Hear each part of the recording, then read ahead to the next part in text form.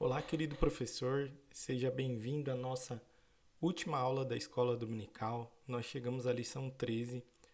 Neste primeiro trimestre de 2025, nós trabalhamos a lição Chamados para Fora, o Evangelho que Transforma.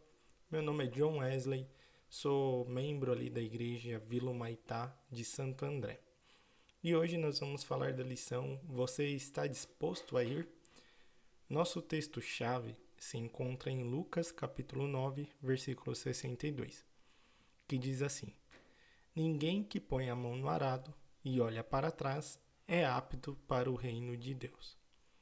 Na síntese dessa lição, nós vamos explorar a urgência do chamado missionário a partir de Lucas capítulo 9, do versículo 59 ao 62. Nós vamos destacar o compromisso radical exigido por Jesus e os desafios enfrentados ao priorizar o reino de Deus. Os objetivos desta lição são compreender a profundidade do chamado missionário, refletir sobre os obstáculos que impedem uma dedicação plena à missão e inspirar ações práticas que demonstrem compromisso. O nosso texto para refletir é uma frase do Daiwal Moody, que diz o seguinte: Ganhe o máximo de almas que puder, com o máximo de esforço que puder, no menor tempo que puder. Nossa leitura bíblica. Lucas capítulo 9, do versículo 59 ao 62. A outro disse: Siga-me. Ele, porém, respondeu: Senhor, deixa-me ir primeiro sepultar o meu pai. Jesus lhe disse: Deixe que os mortos sepultem os seus próprios mortos. Você, porém, vá e proclame o reino de Deus. Ainda outro disse: Vou seguir-te, Senhor, mas deixe-me primeiro voltar e me despedir da minha família. Jesus, porém, disse, Ninguém que põe a mão no arado e olha para trás é apto para o reino de Deus. Nossa introdução.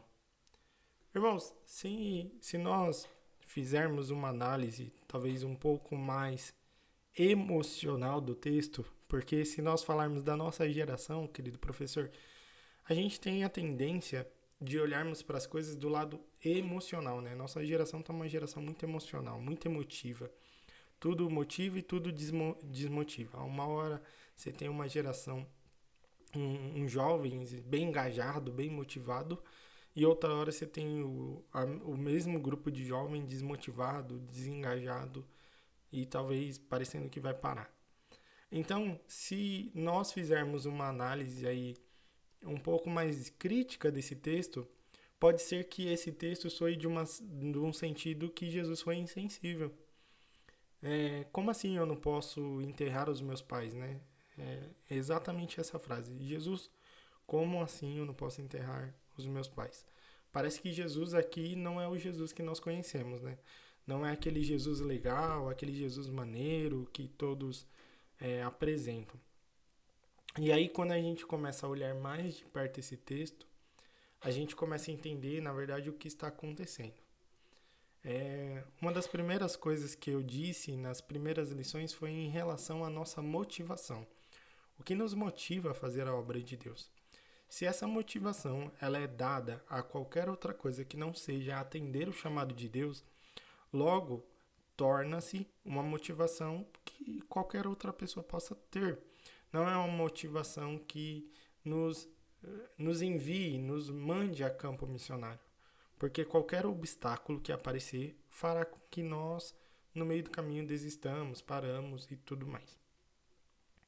Então, nesse ponto, o primeiro homem que fala com Jesus aqui, que faz essa declaração a Jesus, assim como o próprio Mateus aqui ele vai relatar, se nós observarmos bem, normalmente os escribas eram vistos como os professores e mestres aqui. Eram homens respeitados pela sociedade. Além disso, muitos desses homens eles não gostavam de Jesus. Eles, como assim não gostavam? Entenda, ao analisar a lei e ao analisar os fundamentos da lei, eles esperavam, até hoje os judeus, Eles não esperam um Jesus cordeiro, eles esperam um Jesus leão. Eles não esperam um Jesus que iria morrer, eles esperavam um Jesus que iria governar. E o fato de Jesus vir e rebater tudo que eles falam, tudo que eles fazem, as práticas que eles faziam, isso incomodava eles. Porque na visão deles, o Messias que viria seria um Messias que, na verdade, traria para eles um conforto. Você estaria do lado deles, estaria com eles, levaria eles para o palácio e eles reinariam junto com esse Messias. Só que nós entendemos que o nosso Messias, Jesus, ele veio primeiro como um cordeiro, para depois ele vir como leão. Então ele virá também como leão. Há algumas outras interpretações que diz que ele já veio como cordeiro e leão. Ele já é o leão hoje, né? Então tem essas duas visões, que uma se dá ao arrebatamento, que ele virá como leão, e a outra se diz que ele já morreu e ressuscitou como leão, sendo já o leão da tribo de Judá independente. Então a gente vê isso, né? Então eles não reconheciam Jesus como verdadeiro Messias. Então, se a gente começa a analisar desse ponto, a gente começa a entender algumas coisas. Que coisa que a gente percebe aqui? Que Jesus, ele percebeu algo mais profundo relacionado a esse homem. Na verdade, o sentimento dele não estava relacionado ao que ele iria fazer. Mas, na verdade, esse homem, ele estava animado com a ideia de seguir alguém popular. Então, a gente percebe que as pessoas, elas querem seguir Jesus quando Jesus está sendo popular. Então, se o Jesus é o popular, eu vou servir Jesus. E há um movimento hoje, no século atual, para tornar Jesus popular. Se você perceber, eles querem banalizar algumas coisas do evangelho para o evangelho ser popular. Ou seja, eu faço do evangelho um evangelho mais flexível, a ponto de que qualquer pessoa pode se afiliar ao evangelho para que viva nesse evangelho com suas práticas, com seus pecados. Não precisa de uma mudança drástica para você servir nesse evangelho. Então, nesse texto aqui, o que a gente percebe é que essa pessoa, ela está animada. Ela vê Jesus como o centro das atenções. Ela está muito entusiasmada. E afinal de contas, né, quem não gostaria de estar ao lado de uma pessoa que parece ser popular, né? Quem não gostaria de estar do lado de uma pessoa que parece? Mas Jesus, ele entende. Na verdade, o Jesus, ele observa o que eu e você muitas das vezes não somos capazes de observar, a não ser que seja pelo discernimento do Espírito Santo. Porque se Jesus não tivesse esse discernimento, se ele não fosse o próprio Deus e conseguisse entender a intenção do coração, talvez ele abraçaria uma multidão de pessoas para estar ao seu lado, para andar com ele. Só que Jesus, ele entendeu a intenção, ele entendeu por que aquele homem queria segui-lo. E quando a gente entende isso, a gente vai entender que ser discípulo de Cristo, primeiro, é negar a si mesmo, é enfrentar os sacrifícios e é servir até a morte. Paulo, nas lições anteriores, nos ensinou isso. Ele serviu a Cristo até a morte. Até a morte. Ele serviu até o último minuto. E perto da sua morte, ele disse que terminou a carreira e guardou a fé. Mas antes disso, ele falou o quê? Combati um bom combate. Então, servir a Jesus em momentos bonitos, belos, olha, para qualquer um se torna muito bom, né? Mas a gente vai observar aqui com Jesus, e através dessa lição, que o evangelho, ele não é só para momentos bonitos, porque existem, tá? Mas ele é muito mais sobre desafios, sobre obstáculos, sobre manter a fé. Então vamos ao tópico 1. Muito além do conforto. Bom, aí antes do texto, né, antes do texto que nós lemos em Lucas capítulo 9, nós vamos observar ali o exemplo das raposas, né, que Jesus traz. Só para entendermos, era muito comum nessa época os lugares, principalmente pelos lugares que Jesus passava, ter raposas, tá? Elas viviam, irmãos, cavando buraco, se escondendo em buraco no chão, em caverna. E o que acontecia? Elas se escondiam durante o dia e à noite elas saíam para furtar. E furtar de que forma? Furtar matando os coelhos, as galinhas, roubando os ovos, comendo fruta, destruindo. Qualquer coisa para uma raposa servia como alimento. Então, elas eram vistas não como algo bom, mas elas tinham um olhar para os agricultores daquela época como algo ruim, como, uma praga mesmo, que queria destruir as plantações, queria destruir ali tudo que o agricultor tinha para sobreviver, para alimento. Então, se nós observarmos o que estava acontecendo aqui, né? Essas pessoas, elas tinham os seus lares, a qual ela poderia voltar a qualquer momento. Você entende que o lar aqui dessa pessoa, ela se tornou, na verdade, um refúgio. Ou seja, se eu ir para a missão, é mais ou menos isso que Jesus está dizendo. Se eu ir para a missão, eu posso voltar a hora que eu quiser, porque eu tenho o meu lar. Já no caso do discípulo, o próprio Cristo vai dizer que o Filho do Homem não tinha onde repousar a sua cabeça. E aí, o que eles estavam esperando de Cristo? Era um lugar para dormir? Era um lugar para repousar? Era um lugar para ficar de boa? Era um lugar onde tinha comida em abundância? Onde ele poderia se proteger? É um lugar que não tinha ameaça, que eles poderiam ir e voltar quando quisesse. Só que Jesus ele está mostrando aqui, na verdade, que a história é diferente, né? Que estar com ele, na verdade, é bem diferente. Os próprios discípulos de Jesus experimentaram isso, né? Experimentaram na pele ali, né? Estar com Jesus. Serem a ponto de terem que tirar Jesus de lugares porque Jesus, ele iria ser apedrejado, iria morrer naquele momento, né? Então, houveram situações que o próprio Jesus teve que sair de cena para preservar ali a sua vida, pois ainda não era o momento dele morrer. Então, o que a gente observa? Que aonde Jesus ia, ele enfrentava a rejeição. A Judéia queria matar. A Galiléia expulsou Jesus de lá. Gadara pediu para ele sair de lá após ele expulsar o demônio do Gadareno. Samaria negou hospedagem. E no fim, até na cruz, o mais próximo de todos, os amigos dele, os discípulos dele, o abandonaram.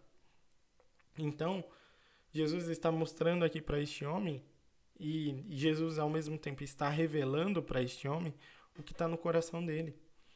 O que está no coração dele é que ele espera receber conforto.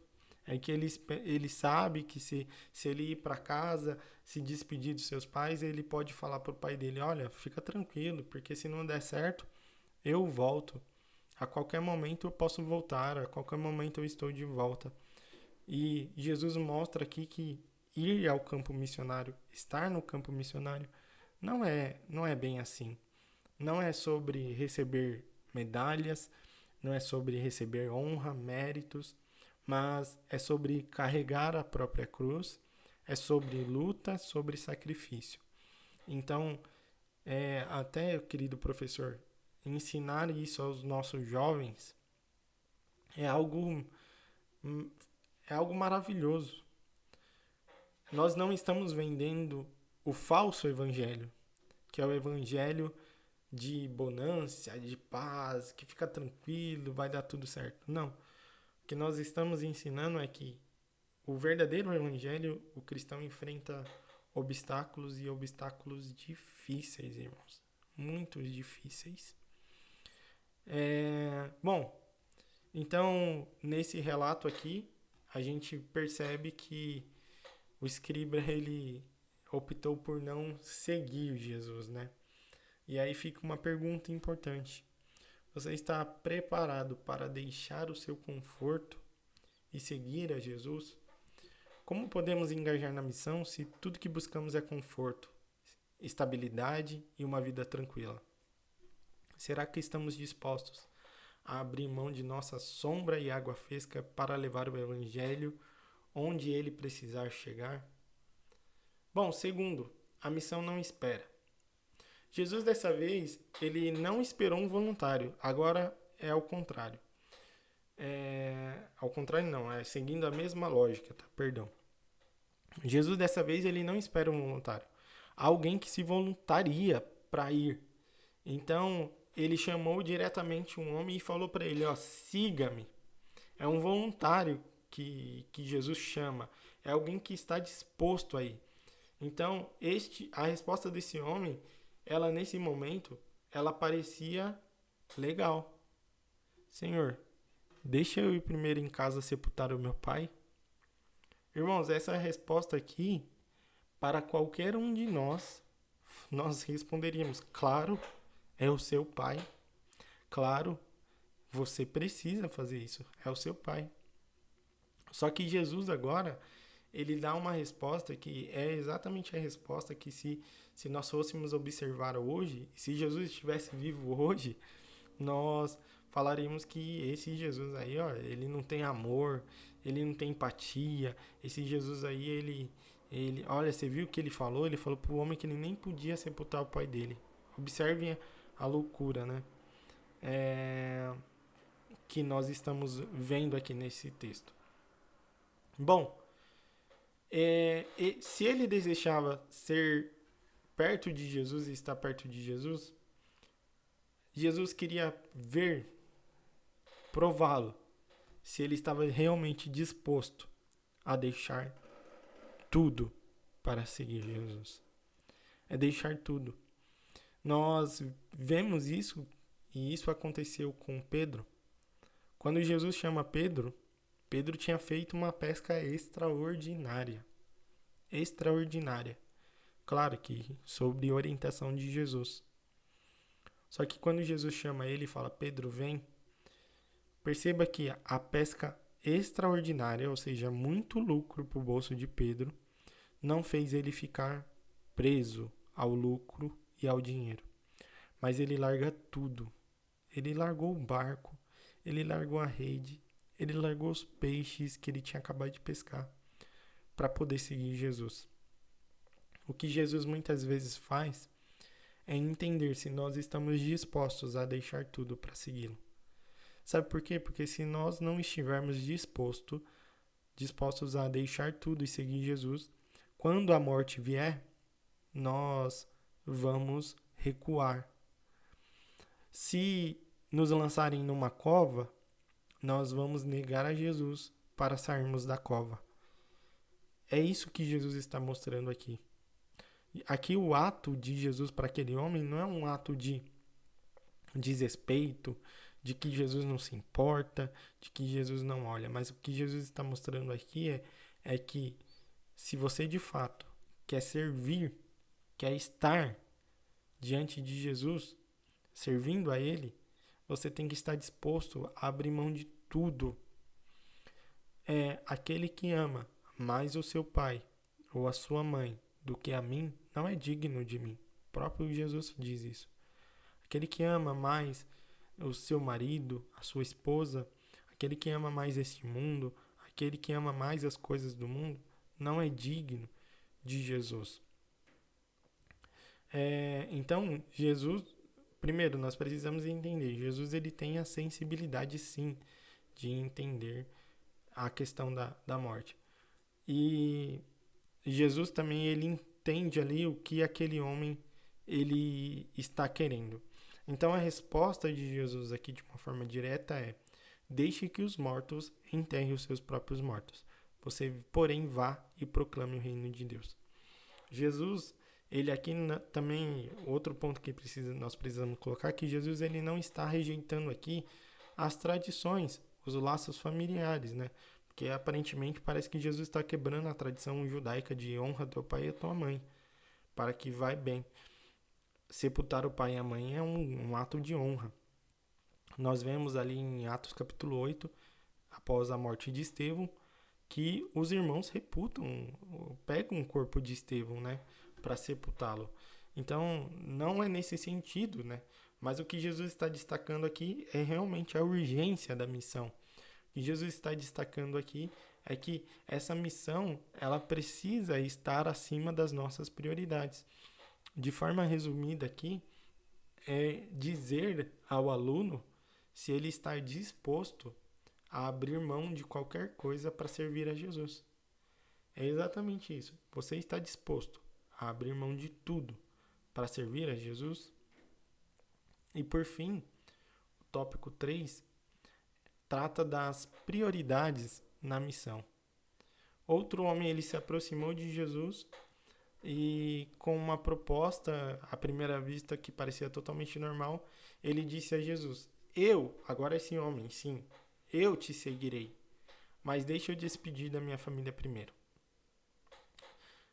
Aí vale novamente a gente fazer uma análise do texto.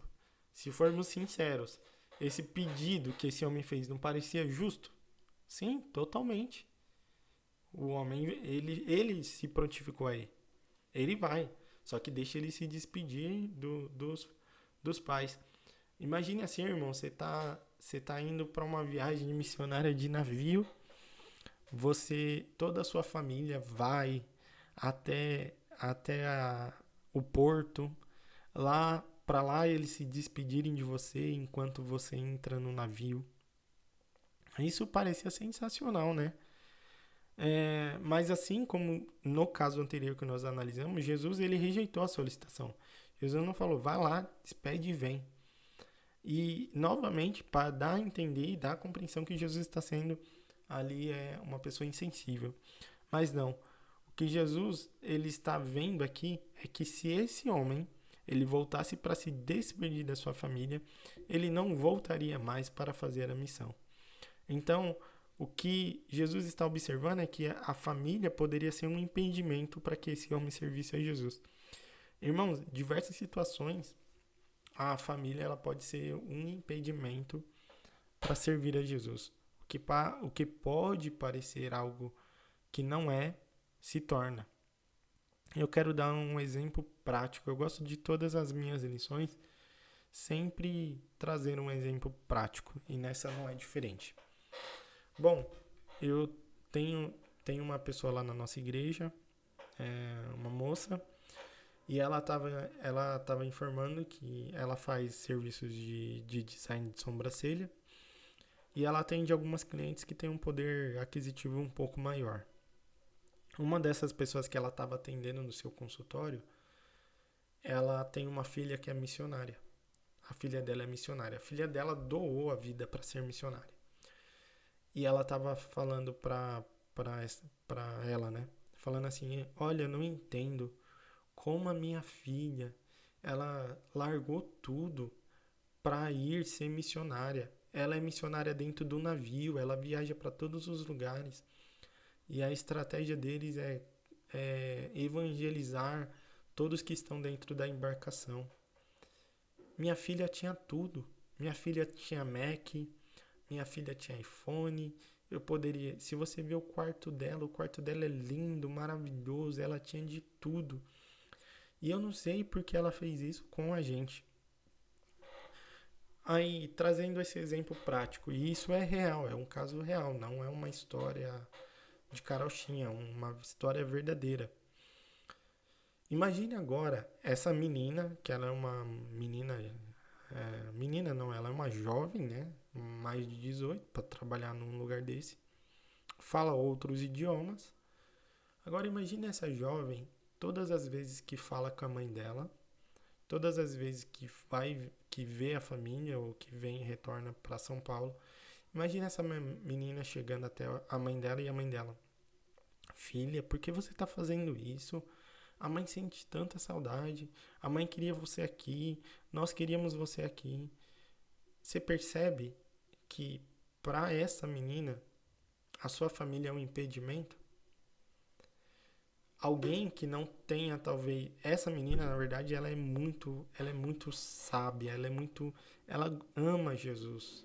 Ela coloca Jesus acima de qualquer coisa, porque a mãe já fez várias propostas para ela retornar, mas ela não quer, ela quer servir a Jesus. Então, nesse caso aqui, a família dessa menina se torna um impedimento dela servir a Jesus. E se a família torna um impedimento de servir a Jesus, o que Jesus está mostrando aqui então, para esse homem que se ele fosse despedir dos seus pais, da sua família, ele não voltaria. Ele colocaria a família acima do reino. Ele colocaria a família acima de tudo. Então, Jesus, ele espera de nós que ele seja o centro de tudo. De tudo, como diz Colossenses 1,18. Todas as coisas ele tenha preeminência. Ou seja, que em todas as coisas ele seja o primeiro e ele seja o último. Ele seja a nossa supremacia, ou seja, ele está no centro de todas as coisas. Se você fosse chamado hoje a deixar todas as prioridades para atender um chamado de Deus, você atenderia? Você iria? Será que muitas das vezes nós não colocamos todas as coisas acima de Cristo para depois nós atendermos a Cristo? Para nós concluirmos, Jesus finaliza esse diálogo com uma metáfora poderosa. Ninguém que põe a mão no arado e olha para trás é apto no reino de Deus. Essa mensagem simples, ela carrega uma verdade profunda sobre o compromisso. Um agricultor que tenta arar olhando para trás não consegue seguir em linha reta, assim como um discípulo com o coração dividido não consegue avançar na missão de Deus. Esse ensinamento também é um convite para que nós avaliemos nossas prioridades. Assim como os israelitas foram advertidos a não oscilarem entre dois caminhos, Jesus também nos chama a um compromisso firme, seguindo o exemplo de Paulo, esquecendo das coisas que ficaram para trás e avançando para as que estão adiante, prossigo para o alvo, que é Cristo. Para sermos úteis no reino de Deus, precisamos deixar para trás aquilo que nos prende e focar na missão que está adiante. De quem o Senhor é dono? Que se mantenha pronto para toda a obra. A metáfora do arado nos lembra que o reino de Deus é para aqueles que seguem adiante, sem hesitação, sem arrependimento, pelos que deixam para trás. Assim como um agricultor precisa manter o foco e traçar linhas retas, o discípulo precisa manter um coração firme e inteiramente comprometido com o reino. E aqui eu gostaria de deixar, isso é um verso do George Crowley, e o verso dele ele coloca no livro dele como uma canção, mas diz o seguinte: ensina-me a amar-te como os anjos te amam, que uma santa paixão domine o meu ser, o batismo da pomba que desceu do céu, meu coração será um altar, o teu amor a chama. Querido professor, foi muito bom caminhar durante essas 13 lições com você. Eu agradeço e me sinto honrado por Deus de fazer parte dessa jornada, desses primeiros 3 meses caminhando junto nessa lição. Que essa lição tenha sido um gatilho para que nós saiamos à rua, possamos evangelizar mais, ganhar mais pessoas e sermos estratégicos em tudo que Deus tem colocado e confiado a mão em nós. Eu agradeço mais uma vez essa imensa oportunidade e, se Deus quiser, nos veremos em outras lições, para a glória do Senhor Jesus. Amém?